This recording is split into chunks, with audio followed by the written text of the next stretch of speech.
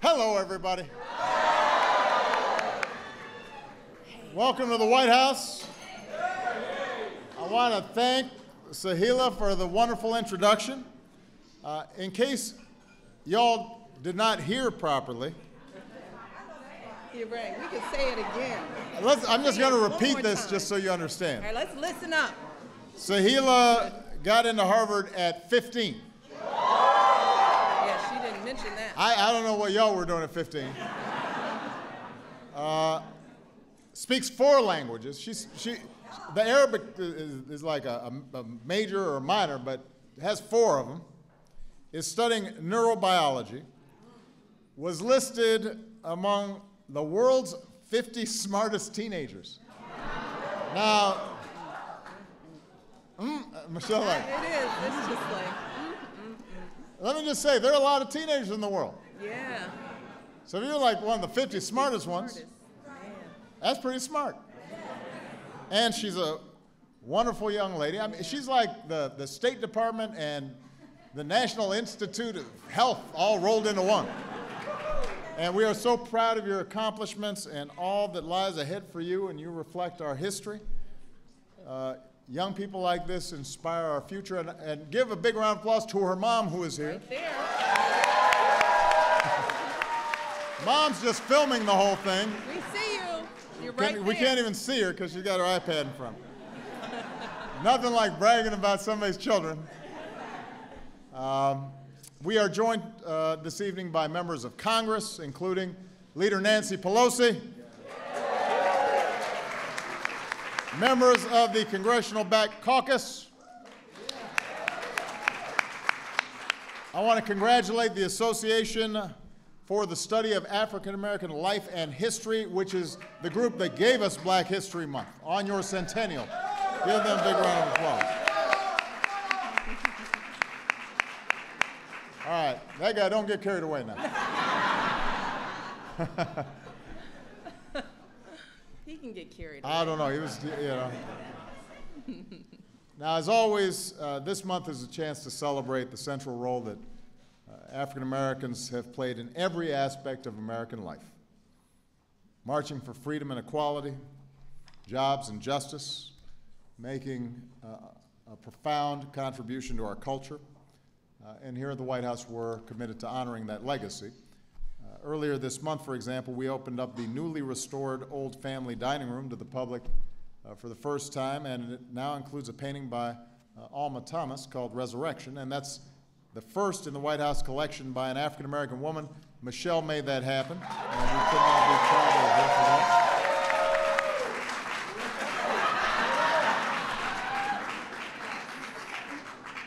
You don't get carried away either.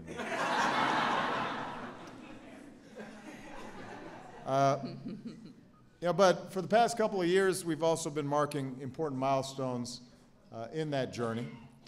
The 50th anniversary of the Civil Rights Act, 50th anniversary of the March on Washington, 50th anniversary this year of the Voting Rights Act.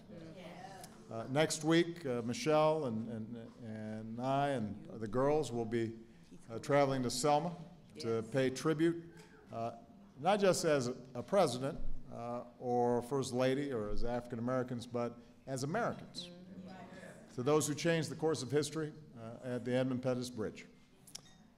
Not just the legends and the giants of the civil rights movement like Dr. King and John Lewis, but the countless American heroes whose names aren't in the history books, that aren't etched on marble somewhere. Ordinary men and women from all corners of this nation, all walks of life, black and white, rich and poor, students, scholars, maids, ministers, all who marched and who sang and organized to change this country for the better. We happen to be blessed to have some of those foot soldiers for justice here today. Folks like Ms. Maddie Atkins. Ms. Maddie Atkins, wave just a little bit. She's right here.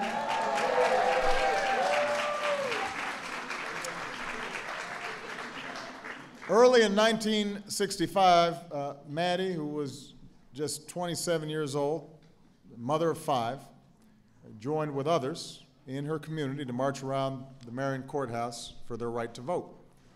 And tensions ran high, the threat of violence mounted, but at night the protesters would gather in a church and resolve to come back the next day. And Ms. Atkins remembers the terrible violence on the night protesters tried to march to the jail, the night that Jimmy Lee Jackson was shot.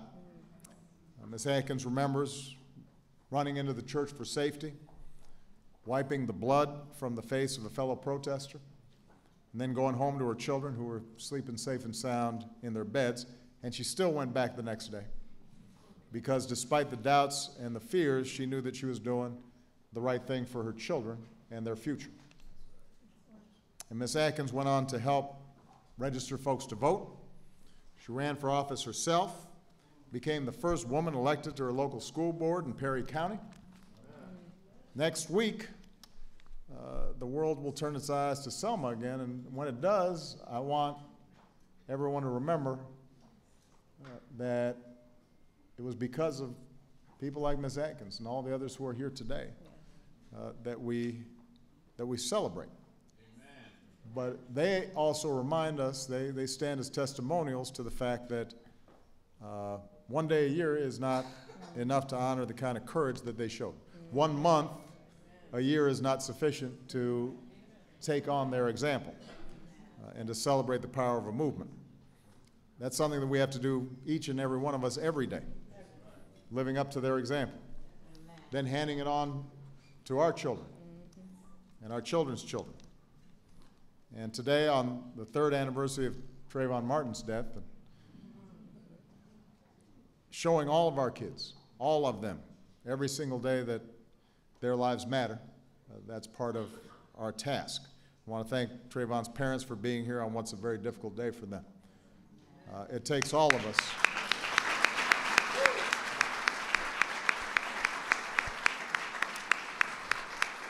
It takes all of us to show our young people, as Ms. Atkins puts it, that where we are today didn't come easy. It came through thick and thin. That's what I tell my children, she says, to stand up for what's right. It's a simple thing to say. Sometimes it's hard to do. But progress in this nation happens only because seemingly ordinary people find the courage to stand up for what is right. Not just when it's easy, but when it's hard. Not just when it's convenient, but when it's challenging. And we don't set aside this month each year to isolate or segregate or put under a glass case Black history. We set it aside to illuminate those threads, those living threads that African Americans have woven into the tight tapestry of this nation, to make it stronger and more beautiful and more just and more free. What happened in Selma is quintessentially an American experience, not just an African American experience. It speaks to what's best in this country. It reminds us that the history of America doesn't belong to one group or another, it belongs to all of us. That idea, this experiment, built on a shared story of people bound together by shared ideas, shared ideals, certain inalienable rights of equality and justice and liberty for all people. So I want to thank those who made that extraordinary contribution for setting such a wonderful example for each of us. And I know that when I take Malia and Sasha down with Michelle next week down to Selma, part of what I'm hoping to do is to remind them of their own obligations. Because there are going to be marches for them to march and struggles for them to fight. And if we've done our job, then that next generation is going to be picking up the torch as well. All right? Thank you, everybody. God bless you. God bless the United States of America.